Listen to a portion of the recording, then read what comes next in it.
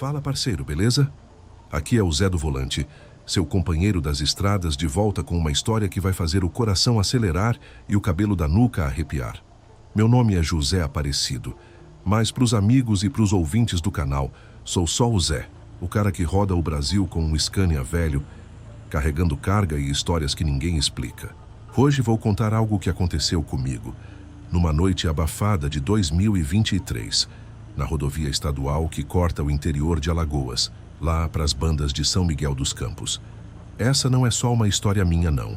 É também dos outros caminhoneiros que cruzam essas estradas esquecidas, onde o asfalto parece engolir mais do que pneus. É sobre os desaparecimentos que ninguém entende, mas todo mundo sussurra nos pontos de parada. Então se segura na cadeira, apaga a luz e vem comigo nessa viagem sombria. Eu sou caminhoneiro há quase 20 anos, e olha, já vi de tudo um pouco. Acidentes que parecem impossíveis, assaltos que te deixam com o coração na boca e até uns vultos estranhos na beira da estrada que a gente jura que é só o cansaço brincando com a cabeça. Mas essa noite foi diferente. Eu estava vindo de Maceió, com uma carga pesada de cana-de-açúcar para entregar em Teotônio Vilela. Meu Scania, aquele companheiro de 2 décadas, roncava forte, o rádio chiando umas músicas sertanejas antigas, daquelas que falam de saudade e estrada. A rodovia estava deserta, só o facho dos faróis cortando a escuridão, iluminando o asfalto rachado e o mato alto dos dois lados. O ar estava quente e pegajoso, com aquele cheiro doce de melaço misturado com o odor úmido da terra molhada. Era por volta das 2 da manhã, e o céu estava sem lua. Só um tapete de estrelas fraquinhas, como se tivesse com vergonha de aparecer. Sabe aquele silêncio que pesa? Era assim. Só se ouvia o ronco do motor e o canto dos grilos, que parecia mais um aviso do que uma cantoria. Essa rodovia estadual, a AL-105, é famosa entre os caminhoneiros, mas não por causa de curvas traiçoeiras ou buracos. É pelas histórias. No posto do Zé Bigode, um ponto de parada a uns 50 quilômetros dali, a conversa sempre gira em torno dos desaparecimentos. Motoristas que saem para um frete e nunca mais dão notícia. Carros encontrados no acostamento, com as portas abertas, o motor ligado, mas sem ninguém dentro. Às vezes acham até um sapato, uma bolsa ou um celular, mas o dono sumiu. Uns dizem que é coisa de bandido, outros juram que é assombração. Tem até quem fale de uma coisa que vive na estrada. Algo que não é gente, não é bicho, mas que te chama para dentro do mato.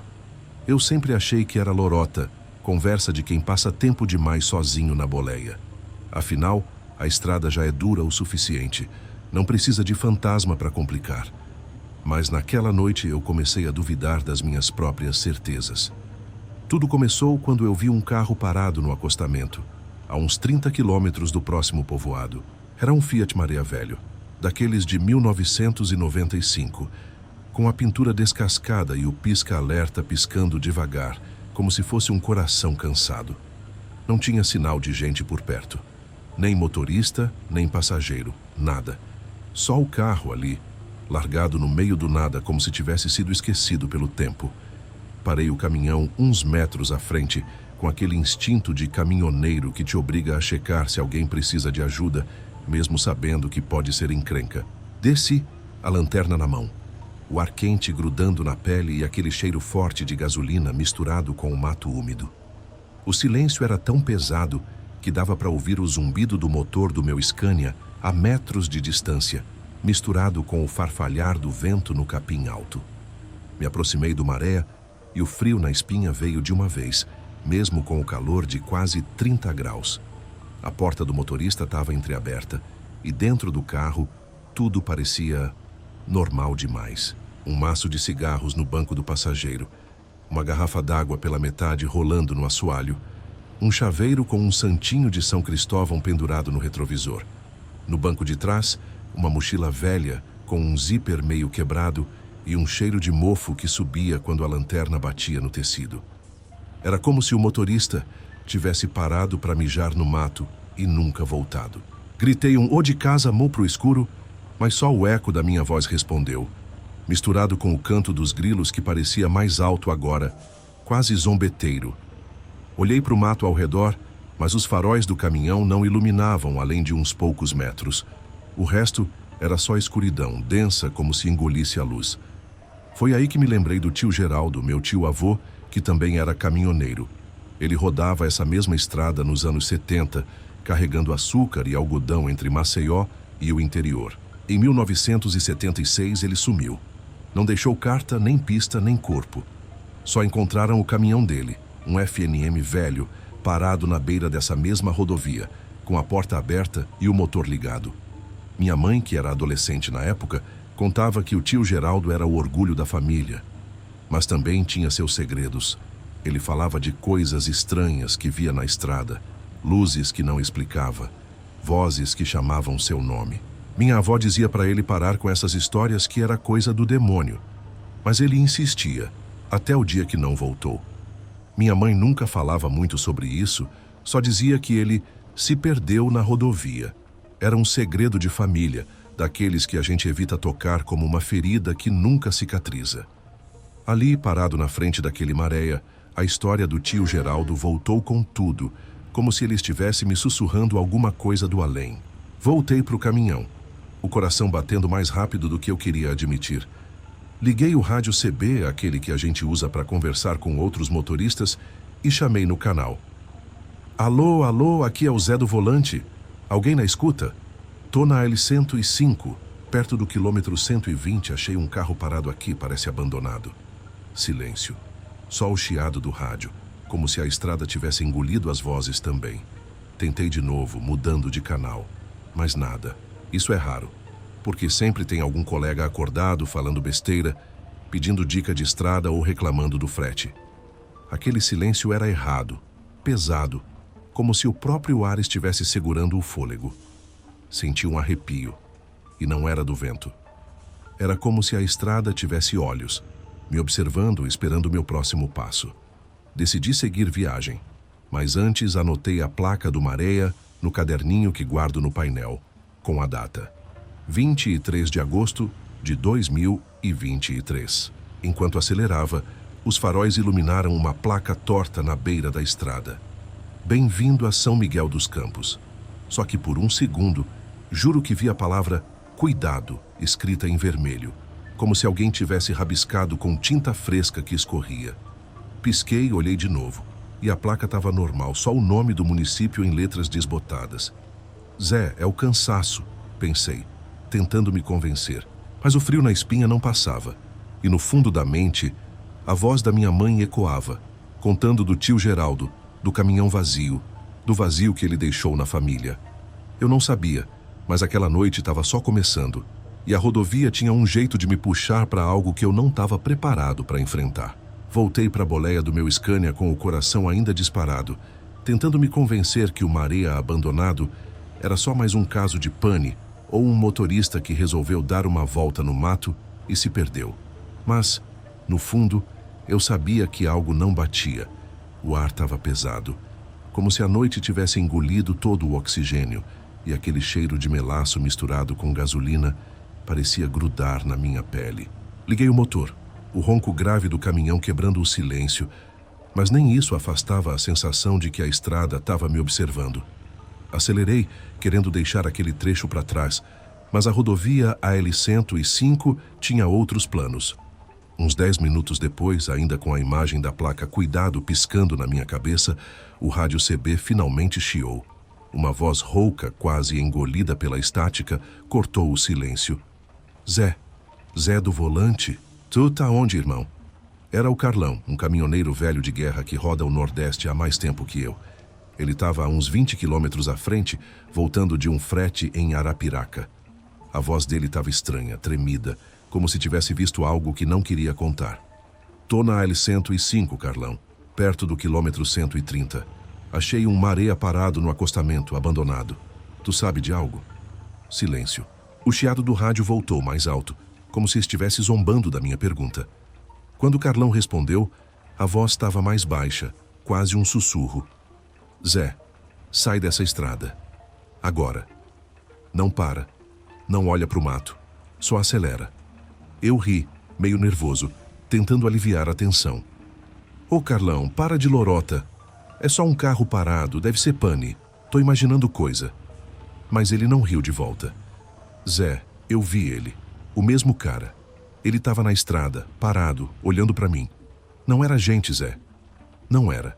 O rádio cortou e o chiado voltou, agora misturado com um som que parecia um murmúrio distante, como vozes falando ao mesmo tempo, mas sem formar palavras. Tentei chamar o Carlão de novo, mas o rádio ficou mudo, morto, como se alguém tivesse desligado o mundo lá fora. Foi aí que a coisa começou a ficar séria. O farol do caminhão piscou, como se a bateria tivesse dado um soluço. Uma vez, duas, até apagar de vez por uns segundos. O escuro engoliu tudo, e o motor do Scania engasgou, como se tivesse sufocado. Meu coração subiu para a garganta. Bati no painel, xinguei, girei a chave e o motor pegou de novo, os faróis voltando a iluminar a estrada. Mas agora, à minha frente, tinha algo que não estava lá antes. Uma figura, parada no meio do asfalto a uns 50 metros. Era um vulto, alto, magro, com uma silhueta que não parecia certa. Os faróis batiam direto nele, mas a luz parecia desviar como se ele engolisse a claridade. Não dava para ver o rosto, só uma sombra que parecia pulsar como se tivesse viva. Freiei com força, o Scania guinchando e a figura sumiu. Simples assim. Um segundo lá, no outro nada. Só a estrada vazia e o cheiro de borracha queimada no ar. Eu estava suando frio, o coração batendo tão alto que parecia ecoar na boleia. Zé, é o cansaço, é o calor. Tu tá imaginando coisa, repeti para mim mesmo, mas a voz do Carlão ainda estava na minha cabeça, misturada com as histórias do tio Geraldo. Minha mãe contava que, antes de sumir, ele falava de um homem da estrada, uma figura que aparecia do nada, sempre à noite, sempre nas curvas mais desertas. Dizia que o homem não falava, só olhava, e que quem cruzava com ele nunca voltava igual. Minha avó mandava ele calar a boca, dizia que era coisa do demônio, mas o tio Geraldo insistia. Ele me chama, Maria, ele sabe meu nome. Essas palavras voltaram como um soco, porque naquele momento, juro que ouvi um sussurro. Não no rádio, não no vento. Dentro da boleia. José. Baixinho, como se alguém tivesse falado no meu ouvido. Girei o pescoço, olhei para os bancos, para o retrovisor. Nada. Só o escuro do lado de fora e o reflexo do meu próprio rosto, pálido, no vidro. Tentei me concentrar na estrada, mas agora cada sombra no mato parecia viva. O vento batia nas árvores e eu podia jurar que via vultos se mexendo, acompanhando o caminhão. O rádio CB ligou sozinho, soltando um chiado alto, seguido por um som que parecia uma risada abafada, mas distorcida, como se viesse debaixo d'água. Desliguei o rádio na hora, mas o som continuou, agora vindo de fora do mato, como se algo estivesse rastejando ao lado do caminhão. Olhei pelo retrovisor lateral e vi um par de olhos brilhando no escuro, baixo, quase no chão, como se fosse um bicho. Mas não era bicho, era perrado. Pisquei e os olhos sumiram, mas o frio na espinha ficou. Parei no próximo posto, o do Zé Bigode, a uns 15 quilômetros dali. O lugar estava quase vazio, só um atendente sonolento e um outro caminhoneiro, o seu Mário, um coroa que roda desde os anos 80. Ele estava tomando um café preto com a cara de quem não dormia há dias. Puxei conversa, tentando parecer normal. Mário, tu já viu coisa estranha na AL-105? Um carro abandonado, talvez? Ou outra coisa? Ele me olhou por cima da xícara, os olhos fundos, e disse: Zé, essa estrada não é nossa. Nunca foi. Tem coisa que anda com a gente, mas não é gente. Meu primo, o Edivaldo, sumiu nela em 2002. Deixou o caminhão, a carga, tudo. Só acharam o boné dele no mato, com uma mancha preta que ninguém explicou. Ele fez uma pausa, o olhar perdido. E tem os sussurros, Zé. Tu já ouviu? Engoli em seco porque eu tinha ouvido. E não queria admitir. Enquanto o Mário falava, eu lembrei de um detalhe que minha mãe deixou escapar uma vez. Sobre o tio Geraldo. Antes de sumir, ele tinha voltado de uma viagem dizendo que encontrou um homem na estrada. Um cara que pedia carona, mas que não falava nada, só apontava para o mato. Geraldo não deu carona, mas disse que depois disso sentia o homem o seguindo, mesmo dentro do caminhão. Minha mãe achava que era loucura, cansaço, mas agora eu não tinha tanta certeza. Peguei meu caderninho e anotei o que o Mário disse, junto com a placa do Maréia. O cheiro de café misturado com graxa do posto não conseguia apagar o peso que eu sentia no peito. A noite estava ficando mais escura e a estrada mais viva, proponho. De volta ao caminhão, eu sabia que não podia ficar parado. Mas antes de sair, olhei para o mato ao redor do posto e juro que vi algo se mexer, rápido, entre as árvores. Não era um bicho, não era uma pessoa. Era só um vulto, mas o sussurro voltou. Baixo, dentro da minha cabeça. José. Dessa vez não tinha rádio, não tinha vento. Era real. E eu sabia que a estrada não ia me deixar ir embora tão fácil. Saí do posto do Zé Bigode com o coração na boca. O gosto amargo do café misturado com o medo que não me largava. A rodovia ao 105 parecia um túnel sem fim. A escuridão mais densa do que nunca, como se a noite tivesse engolido o mundo inteiro. O ar estava quente e pegajoso, com aquele cheiro de melaço e terra molhada que parecia grudar na pele. Mas o frio na espinha era mais forte que o calor. Meu Scania roncava, mas o som do motor soava abafado, como se a estrada estivesse sufocando tudo ao redor. Eu sabia que precisava chegar em Teotônio Vilela antes do amanhecer para entregar a carga de cana-de-açúcar. Mas cada metro da rodovia parecia me puxar para um buraco que eu não queria enxergar. O sussurro que ouvi no posto, José, ainda estava na minha cabeça, arranhando como uma unha num quadro negro. E agora eu sentia que não estava sozinho na boleia. Tentei manter os olhos no asfalto, nos faróis cortando a escuridão, mas a estrada tinha vida própria. O rádio CB, que eu tinha desligado com raiva depois do último chiado, ligou sozinho, soltando uma estática tão alta que fez meus dentes doerem. Entre o barulho, ouvi pedaços de vozes, como se um coral de almas perdidas estivesse falando ao mesmo tempo. Sai. José. Vem, volta. As palavras se embolavam, mas o tom era claro. Não era um convite, era uma ordem. Desliguei o rádio com um soco no botão, o plástico rachando sob minha mão, mas o chiado não parou. Ele vinha de fora agora, do mato, misturado com um som grave, como um tambor batendo devagar, cada batida ecoando no meu peito. Olhei pelo retrovisor lateral e o sangue gelou. Lá atrás, a uns 150 metros, uma sombra se movia no meio da estrada, acompanhando o caminhão. Era alta, magra, com braços que pareciam esticados demais, balançando como galhos ao vento. Pisquei, esfreguei os olhos, mas ela estava lá, mais perto agora, como se deslizasse sem tocar o chão. O tambor na minha cabeça acelerou e o sussurro voltou.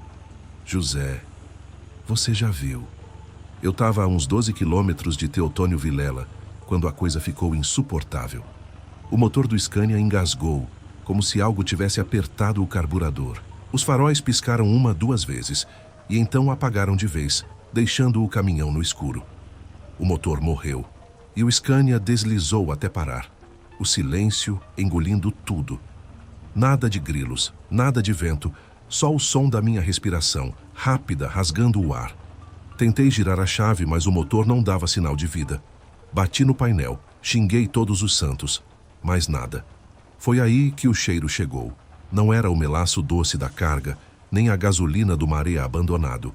Era algo podre, como carne estragada deixada ao sol, misturado com um toque metálico que fazia o estômago embrulhar. O cheiro vinha de fora, mas parecia invadir a boleia, grudando na minha garganta, nos meus pulmões, como se quisesse me sufocar. Olhei pelo para-brisa e lá estava ele, o vulto, bem na frente do caminhão, a uns 5 metros, parado no meio do asfalto. Era a mesma figura que eu tinha visto antes, mas agora era mais clara, e eu queria nunca ter olhado.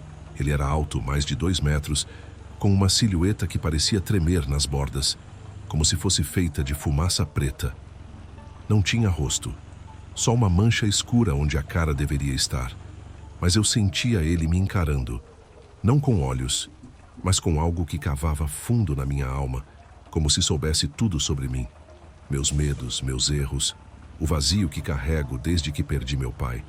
Os braços eram longos, quase tocando o chão, e as mãos. Meu Deus, as mãos eram tortas. com dedos que pareciam galhos secos, se contorcendo devagar como se procurassem algo no ar. O tambor na minha cabeça agora era ensurdecedor, e o sussurro virou um grito dentro da minha mente. José, vem comigo. Você é meu. Eu estava paralisado, o suor escorrendo pelo rosto, pingando no volante. Minhas mãos tremiam tanto que mal conseguia segurar o santinho de São Cristóvão que minha mãe me deu quando comecei na estrada. Não era só medo, era algo mais antigo, mais profundo, como se aquela coisa estivesse puxando minha essência para fora do corpo. Lembrei do tio Geraldo, das histórias que ele contava sobre o homem da estrada. Um vulto que aparecia nas curvas desertas, sempre à noite, sempre chamando. Minha mãe dizia que ele ficou obcecado, que falava do homem como se fosse um velho conhecido. Ele me chama, Maria. Ele sabe meu nome. Essas palavras voltaram como um trovão, porque eu sabia que era a mesma coisa. O tio Geraldo não sumiu por acidente. Ele foi levado. E agora aquela coisa queria a mim, como se fosse uma dívida de família que eu tinha que pagar. Mas eu não ia me entregar. Não ia ser mais um caminhoneiro perdido, mais uma história contada no posto do Zé Bigode. Peguei a lanterna no banco do passageiro, a faca de cortar corda que sempre carrego no porta-luvas e o santinho de São Cristóvão, amassado de tanto que eu apertava.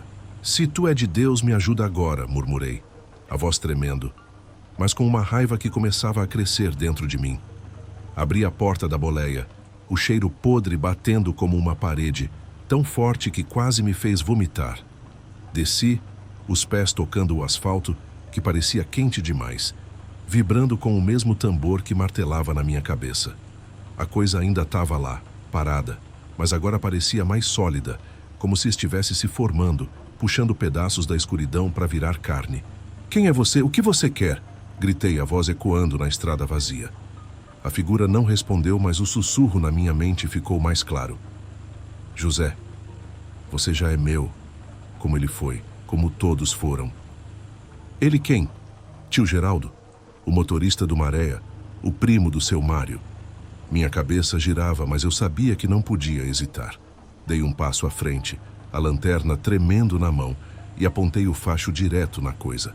A luz bateu nela, mas em vez de iluminar, foi engolida, como se eu tivesse jogado a lanterna num poço sem fundo.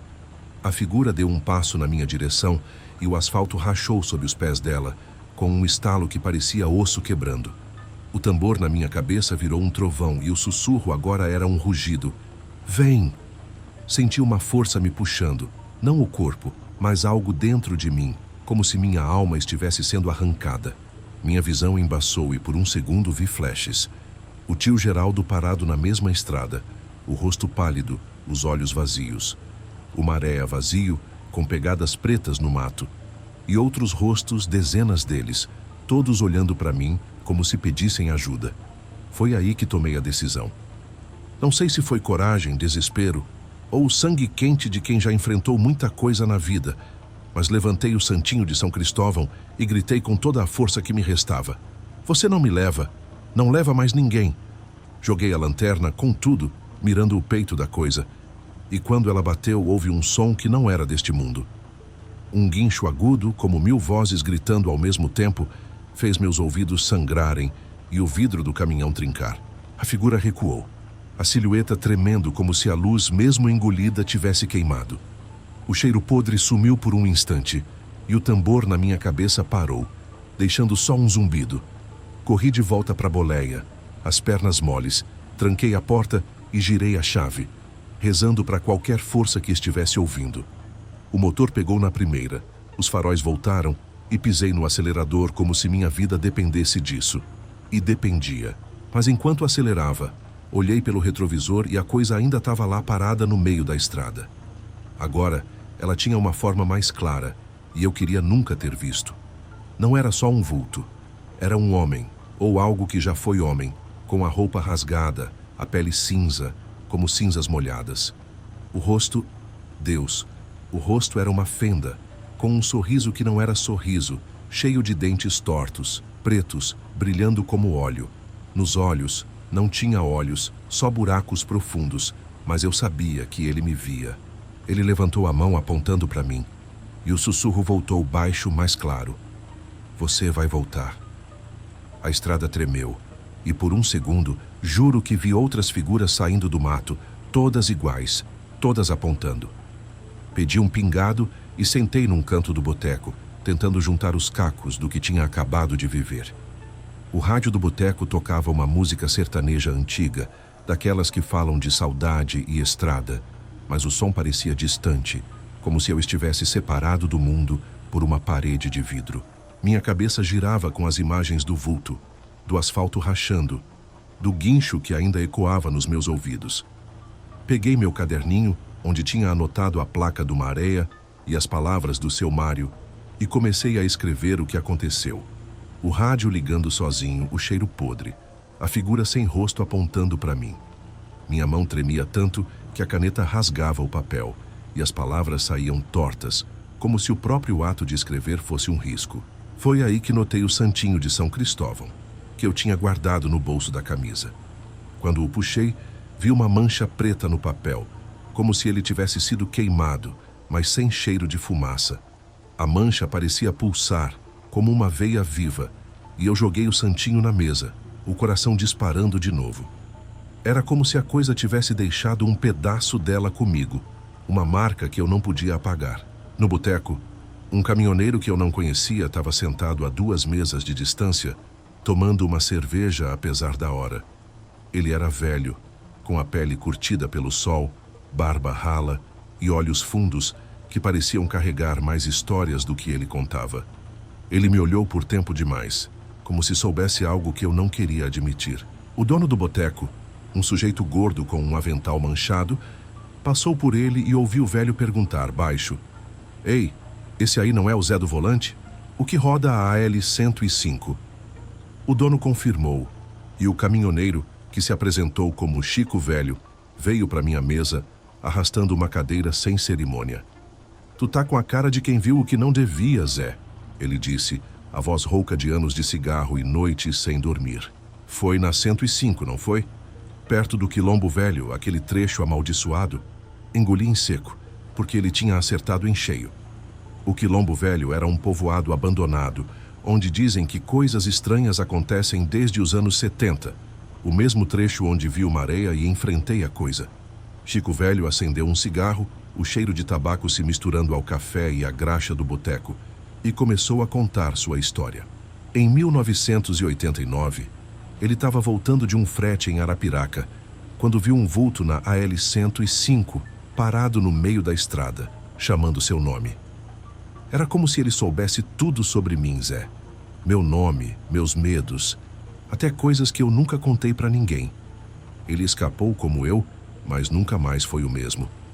Essa coisa, ela não morre, não vai embora. Ela pega quem cruza o caminho dela, mas às vezes deixa a gente ir, para espalhar o medo, para manter a estrada viva. Ele apontou para o meu caderninho onde eu anotava tudo. "Tu tá escrevendo isso, né? Cuidado, Zé. Quanto mais tu mexe com ela, mais ela te acha. E ela sempre acha." Antes de sair, ele deixou um último aviso. "Não volta para essa estrada e não fala o nome dela. Ela ouve." Ele se levantou, pagou a cerveja e foi embora, o som dos passos dele ecoando no chão de cimento como um relógio marcando o tempo. Fiquei ali sozinho, o pingado esfriando na xícara. O rádio do boteco mudou para uma música mais lenta, quase fúnebre, e o chiado entre as notas parecia imitar o som do rádio CB na estrada. Peguei o celular e tentei ligar para o Carlão, o caminhoneiro que me avisou horas antes. O sinal estava fraco, mas depois de algumas tentativas ele atendeu, a voz cansada, mas com um alívio que eu podia sentir mesmo pelo telefone. "Zé, tu tá vivo, irmão. Graças a Deus." Ele confessou que viu a mesma coisa naquela noite. Um vulto parado na estrada, apontando para ele com uma mão que não parecia humana. Não quis dar detalhes, só disse que jogou sal grosso na boleia, rezou 1/3 e dirigiu até o sol nascer. "Essa estrada tá amaldiçoada, Zé, sempre foi, desde antes do teu tio." Perguntei do Maréia abandonado, e ele disse que já ouviu falar de outros carros assim, sempre no mesmo trecho, sempre com algo deixado para trás. Um sapato, uma bolsa, um boné, como o boné do primo do seu Mário, encontrado com uma mancha preta no mato. como o caminhão do tio Geraldo, parado na estrada em 1976, com a porta aberta e o motor ligado. Carlão me contou mais. Disse que anos atrás, um amigo dele, o Negão, encontrou um carro abandonado na AL-105, um Chevette de 1985, com uma Bíblia aberta no banco do passageiro, marcada num versículo sobre o diabo rondando como leão. O Negão nunca mais rodou à noite. Virou pastor em Maceió e jura que a estrada é um portal para algo que não explica. Zé, tu escapou, mas não acabou. Ela te viu. Ela te conhece agora. Ele desligou e o silêncio do boteco pareceu engolir o mundo de novo. Olhei para o caderninho, a mancha preta do santinho parecia maior agora, como se tivesse crescido enquanto eu não olhava. Guardei ele no bolso com medo de tocar na mancha e saí do boteco, o ar da manhã ainda carregado com o cheiro doce dos canaviais. De volta ao caminhão, chequei o rádio CB, que milagrosamente voltou a funcionar. Chamei o Carlão de novo só para confirmar que ele estava bem e ouvi o chiado antes da voz dele. Tô aqui, Zé, mas não volto para 105, nunca mais. Desliguei o rádio e olhei para o horizonte, onde o sol começava a subir, pintando o céu de laranja e roxo. O peso no peito diminuiu, mas não sumiu. Eu tinha escapado, mas a estrada me marcou. Subi na boleia, o cheiro de diesel e borracha velha me envolvendo, e liguei o motor. Antes de sair, olhei para o retrovisor e, por um segundo, juro que vi uma sombra no banco do passageiro. Só um contorno como fumaça. Pisquei e não tinha nada.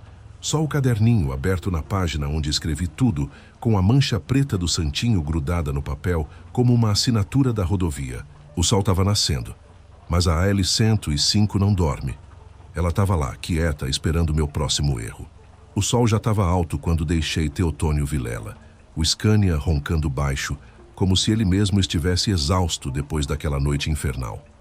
A rodovia AL-105 parecia outra sob a luz do dia, o asfalto brilhando com o calor, o mato verde balançando com a brisa quente e o cheiro doce dos canaviais enchendo o ar. Mas eu não me enganava. Aquela estrada era uma máscara, escondendo algo vivo, algo que nunca dorme. Meu peito ainda estava apertado, como se um peso invisível tivesse se alojado ali, e o gosto metálico na boca, resquício daquele cheiro podre que veio com a coisa, grudava na minha língua, como se ela tivesse deixado uma parte de si dentro de mim.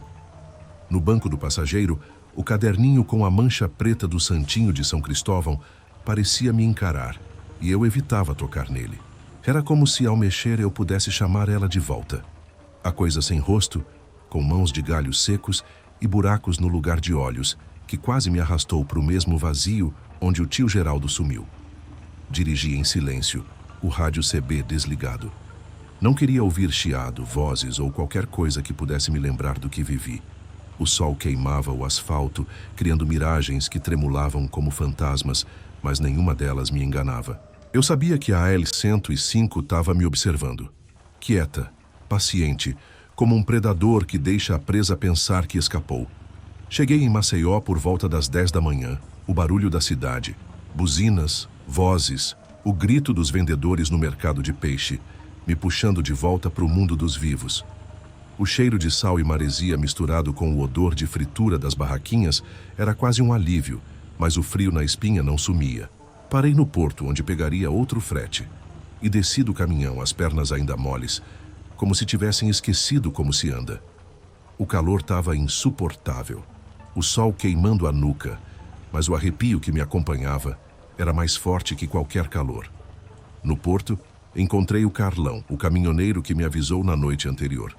Ele estava carregando um container, a cara cansada, com olheiras que pareciam pintadas. Nos cumprimentamos com um aperto de mão, e ele me puxou para o canto, longe dos outros trabalhadores que riam e gritavam enquanto amarravam a carga. Zé, tu tá bem? De verdade? A voz dele estava baixa, quase um sussurro, como se tivesse medo de ser ouvido por algo além de mim. Sentei num banco de concreto, o cheiro de diesel e sal impregnado no ar, e contei tudo. Falei do maré abandonado, do vulto na estrada, do rádio ligando sozinho, do guincho que trincou o vidro do Scania, da mancha preta no santinho. Enquanto falava, minha voz tremia, e o Carlão ouvia em silêncio, balançando a cabeça, como se cada palavra confirmasse algo que ele já sabia. Eu vi a mesma coisa, Zé. Não era homem, não era bicho. Era outra coisa. Joguei sal grosso na boleia, rezei um terço e ela sumiu. Mas eu sinto ela às vezes, no canto do olho, no escuro da estrada. Ele tirou um cordão do pescoço, com uma cruz de madeira simples e me deu. Toma, Zé. Não sei se protege, mas não custa tentar. Peguei a cruz e o peso dela na mão parecia um lembrete de que eu não estava sozinho, mas também de que a luta não tinha acabado. Sentamos num bar perto do porto, um lugar apertado com mesas de plástico e um ventilador velho que mal refrescava. Pedimos um café e uma água de coco, o gosto gelado da fruta quase apagando o sabor metálico na minha boca. O som das ondas batendo nos pilares do cais, misturado com o barulho de gaivotas, era um contraste com a tensão que ainda carregava. Carlão me contou mais sobre a AL-105, coisas que ouviu de outros caminhoneiros ao longo dos anos. Disse que os mais velhos, como o Chico Velho, acreditam que a estrada é mais do que asfalto e mato. É como se fosse um portal, Zé. Um lugar onde o véu entre o nosso mundo e algo pior é fino demais. Teu tio, o Geraldo, deve ter cruzado esse véu. E tu quase foi junto. Perguntei se ele achava que a coisa ia voltar. E ele olhou para o mar, o rosto endurecido pelo sol e pelo medo. Ela sempre volta, Zé. Mas agora tu sabe que ela existe. Isso te dá uma chance, mas também te marca. Ele fez uma pausa, tomou um gole de café e continuou. Meu avô, que rodava nos anos 60, dizia que a estrada guarda os nomes de quem passa por ela. E ela não esquece. Enquanto o Carlão falava, minha mente voltou para o tio Geraldo. Minha mãe contava que antes de sumir ele mudou. Ficava quieto e meio. Eu não sou de rezar muito, mas agradeci aos céus por ter escapado daquilo. Peguei o celular e liguei para o meu primo João, filho da minha tia, irmã do tio Geraldo. Minha voz ainda estava rouca quando falei com ele, tentando manter a história leve sem mencionar o vulto ou o guincho. Só disse que passei por algo estranho na L-105. João ficou quieto por um momento e então soltou. Zé, minha mãe guardava um diário do papai, tá aqui em casa. Ela dizia que ele escrevia sobre coisas estranhas na estrada, coisas que ninguém acreditava. Quer que eu te mande? Meu sangue gelou. Um diário? Do tio Geraldo? Pedi para ele mandar uma cópia, mas enquanto desligava, senti um peso no estômago. Será que eu queria mesmo saber o que estava escrito ali? Naquela noite, peguei um frete para Recife, evitando a AL-105 a todo custo. A BR-101 era mais longa, mais movimentada, com o mar brilhando à esquerda sob a luz da lua que finalmente apareceu. O rádio do caminhão tocava uma música sertaneja sobre liberdade. Mas eu não me sentia livre. Antes de sair de Maceió, fiz uma parada numa praia deserta. O som das ondas quebrando na areia como um murmúrio baixo. Peguei o caderninho e rasguei a página com a mancha preta do santinho. Enrolei o papel numa pedra e joguei no mar, vendo ele afundar nas ondas escuras. O gesto não apagou o medo, mas me deu um instante de paz, como se eu tivesse cortado um laço com a coisa. Mas no fundo, eu sabia que não era tão simples. Dias depois, já em Recife, recebi o diário do tio Geraldo pelo correio. Era um caderno velho, de capa de couro rachada, com páginas amareladas que cheiravam a mofo e tempo. Não abri. Não consegui. Guardei ele no fundo da mochila, junto com a cruz do Carlão. E lá ele ficou. Toda noite antes de dormir, sinto ele me chamando, como se as palavras do tio Geraldo quisessem me contar o que ele viu, o que ele enfrentou. Mas e se for demais? E se o diário me puxar de volta para aquela estrada? Às vezes, no silêncio da boleia, ouço meu nome, baixo como um eco no vento. José. Não é alto, não é claro, mas tá lá. Um lembrete. Hoje, enquanto conto essa história para vocês, tô parado num posto em Pernambuco, o cheiro de diesel e café me mantendo acordado. Não voltei para o 105 e juro que nunca mais passo por lá. Mas a coisa, ela não precisa da estrada para me achar. Nos cantos escuros, no reflexo do retrovisor, sinto ela. Um vulto, um sussurro, um peso. Escapei, mas não venci. A rodovia me mudou, me marcou. Eu não sou mais o Zé do volante que ria das lorotas dos outros. Agora, carrego uma história que não explica, um medo que não some e uma certeza. A AL-105 tá lá, esperando. E um dia, talvez, ela me chame de novo.